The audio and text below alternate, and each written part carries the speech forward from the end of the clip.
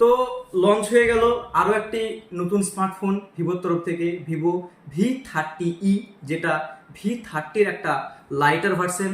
তো মোবাইলটা আগামীকাল লঞ্চ হয়েছে। তো এর মধ্যে কি কি স্পেসিফিকেশন রয়েছে, কি ডিজাইন কি রয়েছে, সেইগুলো নিয়ে আজকে কিন্তু আমরা আলোচনা করব এবং দেখব সেটটা কতটা ভ্যালু ফর মানি। তো প্রথমে আসবো এর ডিজাইনের ব্যাপারে। এখানে সেটটা প্রধানত দুটি কালারে অ্যাভেলেবেল আছে। একটা যেটা আপনারা হাতে দেখতে পাচ্ছেন সেটা হলো ভেলভেট রেড, যেটাকে লাক্সারি কালার বলা হচ্ছে, এবং আরও একটা কালার আছে যেটা হলো সিল্ক ব্লু। তো এবার আমরা আলোচনা করব এর ডিসপ্লের ব্যাপারে।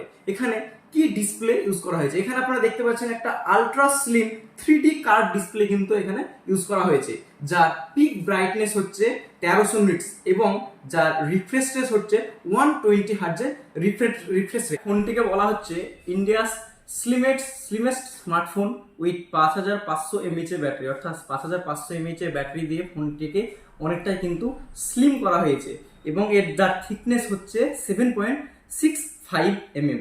এবং ফোনটির এতক্ষণ আমি ডিসপ্লে এবং প্রোটেকশন ডিজাইনের কথা বললাম, এবার কিন্তু যে মেন পার্ট ভি সিরিজে সেটা হলো ক্যামেরা, এবং আমি সেই ক্যামেরা নিয়ে কথা বলবো।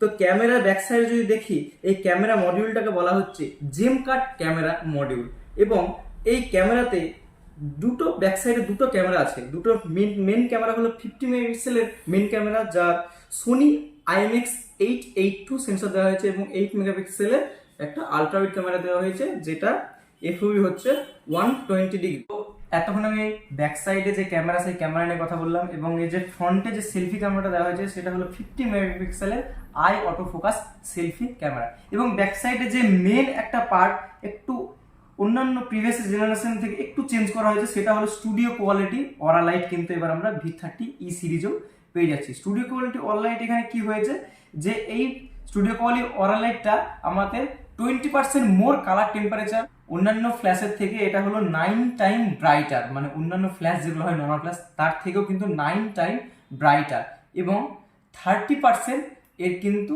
অনেকটাই ইমপ্রুভমেন্ট করা হয়েছে। এবার বলবো এর পারফরমেন্সের কথা। এখানে স্ন্যাপড্রাগনের 6 Gen 1 এই প্রসেসরটি ইউজ করা হয়েছে, যেটা 4nm টেকনোলজি প্রসেসর, এবং এখানে যে গ্রাফিক্স হচ্ছে 30% এটাকে ইনক্রিজ করা হয়েছে। সেটি কিন্তু দুটো ভেরিয়েন্টে লঞ্চ হয়েছে। একটি হলো 8GB র্যাম 128GB স্টোরেজ, যেটার প্রাইস হলো 27,999, এবং আরেকটি হলো 8GB র্যাম 256GB স্টোরেজ, যেটার প্রাইস হলো 29,999। অর্থাৎ দুটো সেটই কিন্তু আন্ডার 30,000 এর মধ্যে কিন্তু সেটটি লঞ্চ করা হয়েছে।